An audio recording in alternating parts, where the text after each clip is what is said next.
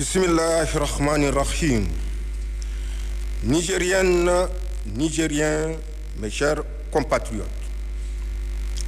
Voici un an que le Conseil national pour la sauvegarde de la patrie, CNSP, sous ma conduite, a décidé de prendre en main les destinées de notre pays, le Niger. En effet, les menaces existentielles auxquelles faisait face le Niger ne laissaient guère le choix à tout patriote soucieux d'éviter à son pays de sombrer vers les obscurs rivages du terrorisme, et cela nonobstant le placement du pays sous tutelle des bases militaires étrangères. Le pillage de ressources, le passe-droit et le bâillonnement des libertés fondamentales constituaient le brevet du régime déchu, malgré la facette démocratique affichée et vantée par l'ancienne puissance coloniale pour compenser la vassalisation du régime. Victime de cette situation, notre peuple a adhéré à la nouvelle marche imprimée par le CNSP, transformant le coup d'État en un vaste mouvement de libération nationale et de reconquête de la dignité populaire.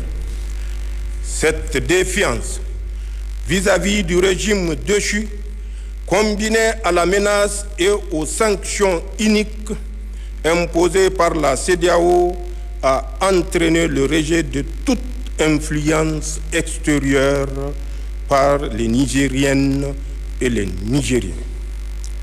Au plan national, le changement a engendré un élan patriotique sans précédent, expression des aspirations profondes de nos populations à la liberté, à la dignité et à la souveraineté nationale. C'est conscient de l'immense espoir suscité par les événements du 26 juillet 2023 et pour être en symbiose avec les aspirations populaires que le CNSP s'est engagé sous ma direction, d'une part à la refondation à l'intérieur du pays et d'autre part à la construction de l'Alliance des États du Sahel dans notre voisinage immédiat. Notre ambition pour le Niger se décline, comme vous le savez, autour de 4 axes, à savoir le renforcement de la sécurité et de la cohésion sociale, la promotion de la bonne gouvernance, le développement des bases de production et enfin l'accélération des réformes sociales. L'adhésion forte de la population à l'élan imprimé le 26 juillet 2023 nous commande ensemble le devoir de réussir l'œuvre de refondation ainsi voulue avec un engagement patriotique sans faille. C'est dans cette optique que j'ai engagé le gouvernement à mettre les mesures et actions nécessaires pour l'aboutissement de la vision portée par le Conseil national pour la sauvegarde de la patrie dans le cadre d'un programme destiné à renforcer notre résilience et assurer le développement des bases de production en tirant les leçons de l'impact des sanctions illégales, iniques, inhumaines d'une CEDEAO aux ordres. Des lettres de mission ont à ce titre été remises aux membres du gouvernement qui en feront le bilan sectoriel.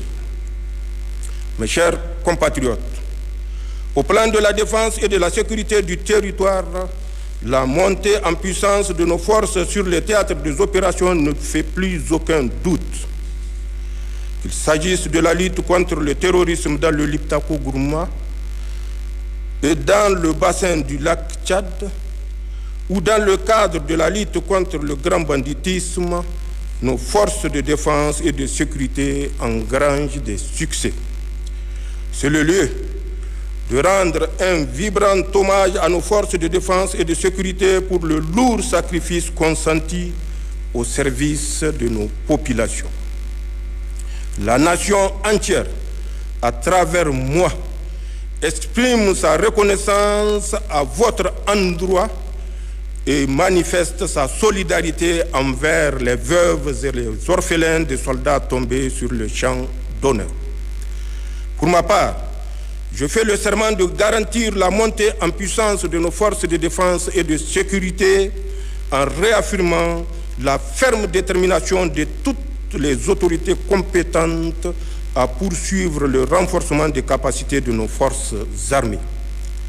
L'État continuera à s'investir dans l'acquisition des moyens conséquents requis à la hauteur de la menace.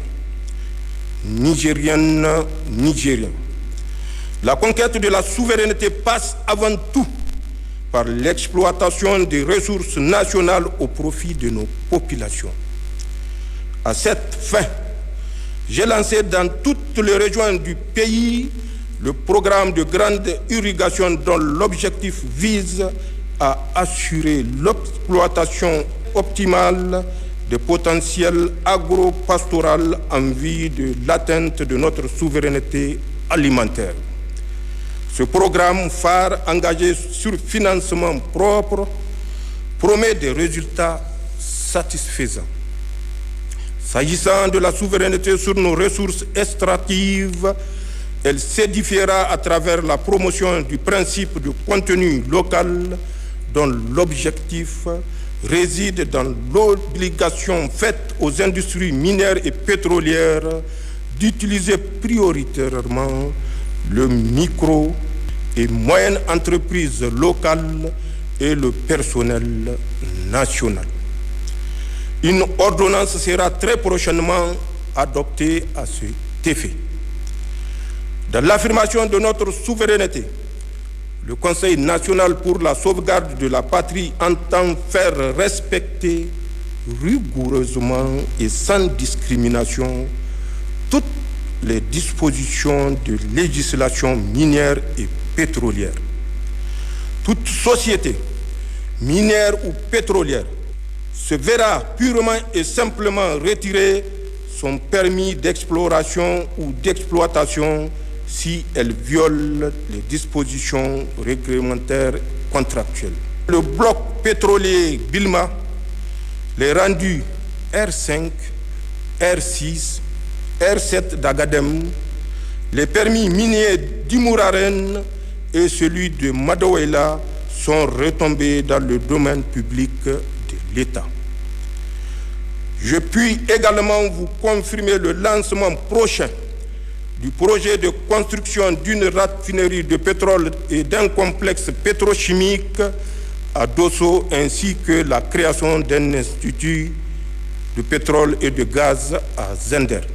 L'école nigérienne, la formation professionnelle et l'esprit d'excellence et d'entreprise constitueront le pilier majeur de la refondation et de la consolidation de notre souveraineté, car le sort national ne pourra être garanti que par une citoyenneté responsable dans les politiques publiques et le bannissement de la culture de la médiocrité et de l'impunité.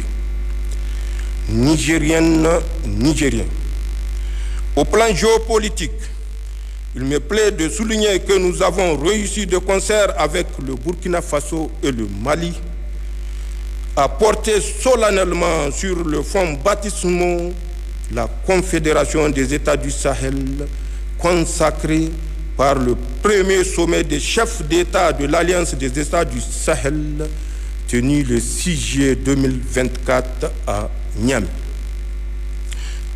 Le passage au pas de charge de l'Alliance des États du Sahel à la Confédération des États du Sahel franchi en l'espace de 10 mois à peine, et ce malgré les embûches posées par ceux que notre indépendance dérange, illustre en lui-même notre farouche volonté de bâtir sur le socle sahélien un espace souverain de sécurité et de prospérité.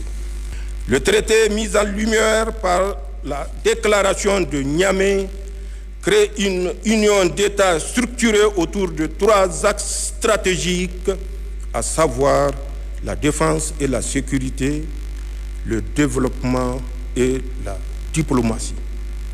Je tiens devant vous à remercier une fois de plus mes frères, les présidents Ibrahim Traoré et Assimi Goïta, pour l'œuvre titanesque accomplie malgré toutes les menaces proférées et tous les complots ourdis contre l'AES. Je fais également le serment d'œuvrer à l'opérationnalisation de la Confédération des États du Sahel, pour laquelle j'ai déjà commis un comité national.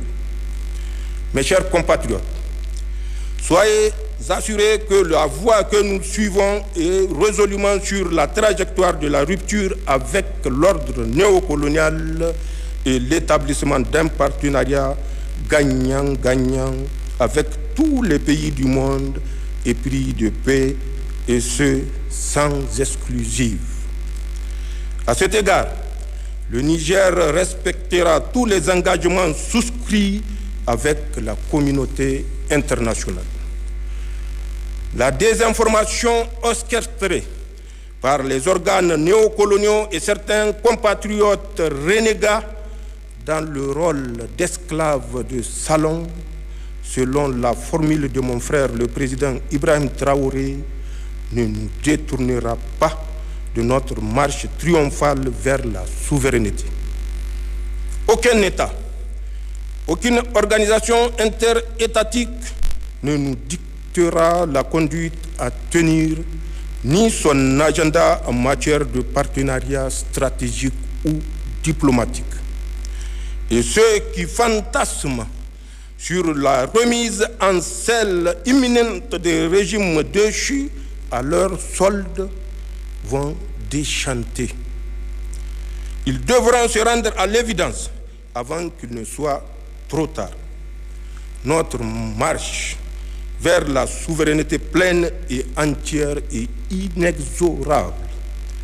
Mes chers compatriotes, c'est dans le cadre résolu de cette marche que s'inscrit une série de mesures préalables et actions prises par le Conseil national pour la sauvegarde de la patrie pour asseoir davantage notre souveraineté, à savoir, et sans être exhaustif, la dénonciation des accords de défense et de sécurité qui lient le Niger à la France, le renvoi de l'ambassadeur de France comme persona non grata, la suspension des droits de diffusion au Niger de certains médias propagandistes français, le retrait du Niger et du Burkina du G5 Sahel, l'abrogation de la loi 2015-36 du 26 mai 2015 relatif au trafic illicite des migrants, le retrait du Burkina, du Mali et du Niger